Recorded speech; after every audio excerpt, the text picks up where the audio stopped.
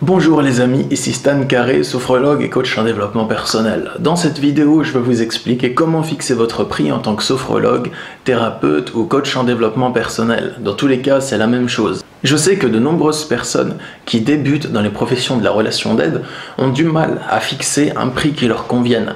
Elles ont l'impression d'être un imposteur si elles en demandent trop alors qu'elles viennent de commencer, ou bien elles peuvent se sentir frustrées lorsqu'elles n'en demandent pas assez. C'est pourquoi je vais vous donner ces quelques conseils qui sont basés sur mon expérience personnelle, sur mon vécu. Donc, premièrement, pour fixer votre prix, il faut bien comprendre que votre prix, c'est l'argent qu'une personne va dépenser chez vous pour une consultation. C'est donc de l'énergie qu'elle va vous donner, parce que cet argent, elle l'a gagné peut-être en travaillant, ou peut-être avec des allocations, et il pourrait lui servir à autre chose. Mais elle fait le choix de dépenser chez vous plusieurs dizaines ou centaines d'euros dans le cas d'un accompagnement, et elle ne fait pas ça pour rien.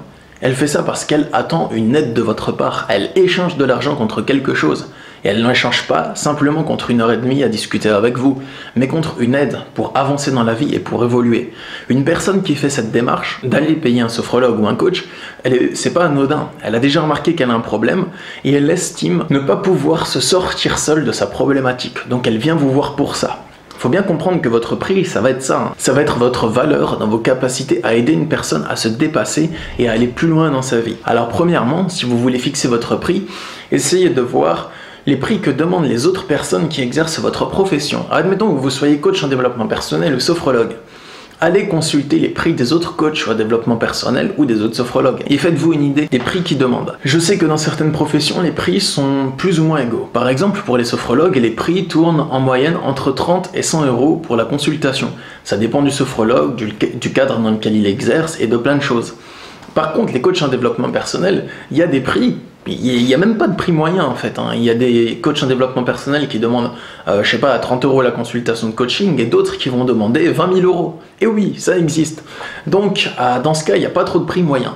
Mais par exemple, il y a des professions, par exemple, je sais pas, les médiums, des thérapeutes holistiques, des magnétiseurs, qui demandent des prix qui se ressemblent un peu. Donc à ce moment-là, si vous exercez une de ces professions et que vous regardez les prix de vos différents confrères ou concurrents, peu importe comment vous les appelez, c'est pas important, eh bien vous pouvez essayer de déterminer un prix moyen. Ça vous donnera déjà une idée du prix que vous pouvez fixer. Par contre, si vous êtes coach ou si vous ne trouvez pas de prix moyen à fixer, il y a d'autres choses à prendre en compte pour fixer votre prix. Par exemple, la clientèle que vous allez cibler.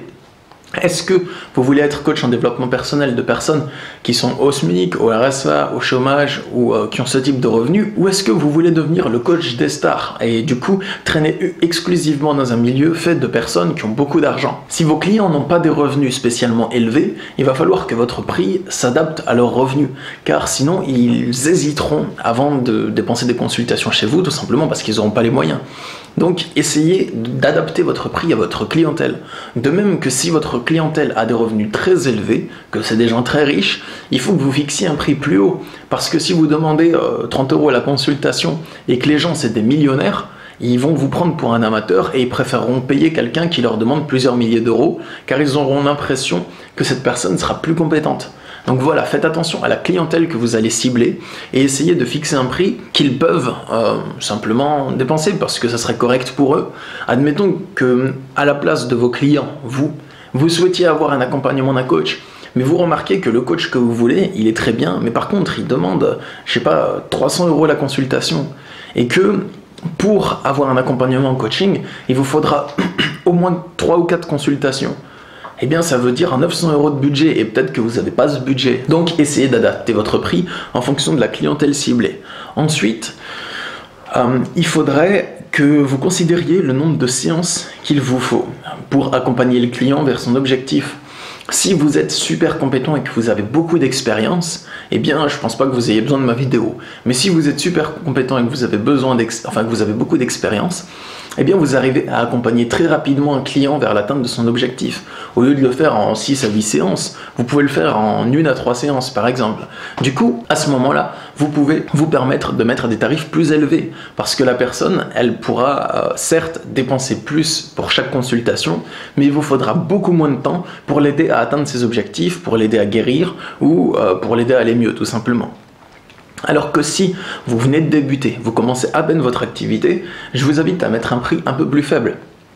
Parce que si vous êtes tout nouveau dans le métier, vous allez mettre du temps à déterminer les objectifs du client, à arriver à l'accompagner correctement et à avoir des résultats avec lui. Vous allez mettre plus de temps que quand vous aurez plus d'expérience. Donc vous pouvez mettre un prix plus bas, parce qu'il vous faut simplement plus de séances pour aider la personne. Ensuite, considérez ce que vous estimez être juste pour le client comme pour vous. Vous allez lui apporter votre aide, mais fixez un prix en fonction de l'aide que vous pouvez réellement lui apporter. Donc quelque chose qui est juste pour vous, c'est-à-dire que vous ne dépensez pas plus d'énergie que vous n'en gagnez en retour avec l'argent. Si par exemple vos consultations elles durent 3 heures, qu'elles sont crevantes, qu'à la fin vous êtes épuisé et que la personne elle vous donne juste 20 € à la fin, ben, vous allez être frustré. Par contre, si le client dépense très cher chez vous, par exemple 300 € la consultation, et qu'il ressort de chez vous avec l'impression que vous ne l'avez pas aidé, eh bien là, il va être frustré. Donc il faut que le prix soit juste en fonction de ce que vous donnez et ce que vous recevez. Et c'est valable également pour le client. Et dernièrement, fixez votre prix en fonction de ce dont vous avez besoin pour payer vos charges. Parce que vous avez des charges à payer, des factures, comme tout le monde, surtout si coach ou sophrologue ou thérapeute, c'est votre métier. Il va falloir que vous calculiez le nombre de consultations dont vous avez besoin pour payer vos charges et fixer un prix en fonction de ce nombre de consultations. En conclusion, je vous dirais que se faire rémunérer en tant que sophrologue ou coach, c'est quelque chose qui est nécessaire parce que si c'est votre passion, si vous êtes passionné par ce type de métier, par les métiers de la relation d'aide, et que vous souhaitez en faire votre métier, donc exercer la sophrologie, le coaching, la thérapie au quotidien, eh bien il va falloir vous faire rémunérer. Parce que votre temps dans la journée, il est limité. Donc si vous faites ça gratuitement et que vous ne vous faites pas payer, ça implique que vous devrez avoir un autre travail à côté, obligatoirement. Donc, vous pourrez moins faire de coaching et de sophrologie et moins vous épanouir dedans. Si vous voulez vous épanouir toute la journée, il va falloir que vous le fassiez payer tout simplement, que vous fassiez rémunérer. Comme ça sera satisfaisant pour vous et ça vous permettra de continuer là-dedans et d'être de plus en plus libre d'esprit, de plus en plus à l'aise dans votre quotidien et de vous épanouir. C'est très important.